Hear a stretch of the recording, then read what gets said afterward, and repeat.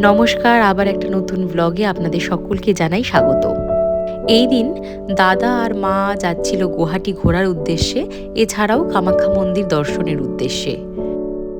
মা আর দাদা বন্দে ভারতে উঠে গেছে, তো টিয়াকে মা টাটা করছিল আর দাদা বলছিল যে ফোনে তোমার সাথে কথা হবে। তো টিয়ার কিন্তু বেশ মন খারাপ ছিল ওই দিন, বাবার কোলে চুপ করে ঠাম্মির দিকে তাকিয়েছিল, বুঝতে পারছিল ঠাম্মি ওকে ছেড়ে কোথাও ঘুরতে যাচ্ছে। আর মায়েরও ভীষণ মন খারাপ ছিল ওকে ছেড়ে ঘুরতে যাওয়ার জন্য। তো টিয়া বারবার করে ট্রেনের ভেতরে ঢুকতে চাইছিল, ঠাম্মির কাছে যেতে চাইছিল। তো এই দিনটা টিয়া খুব মন খারাপ করছিল, টিয়াকে দেখে আমরাও ভীষণ মন খারাপ করছিলাম। তো যাই হোক, টিয়া খুব আনন্দের সাথে ঠাম্মিকে বাই করছিল, টাটা বলছিল। আর ঠাম্মি ওপার থেকে বেশ মন খারাপ করছিল ওর জন্য। তো এই হচ্ছে বন্দে ভারতের ট্রেনটা যেটা গুয়াহাটি যাবে।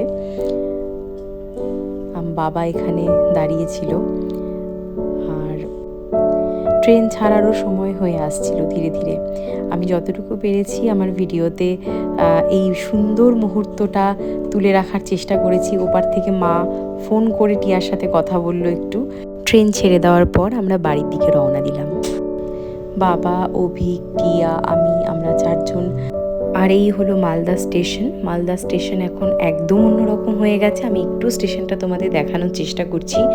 একদম ঝা চকচকে, নিট অ্যান্ড ক্লিন এবং প্রপার গাড়ি পার্কিংয়ের ব্যবস্থা সব কিছু কিন্তু এখন মালদা স্টেশনে সুন্দরভাবে করা হয়েছে।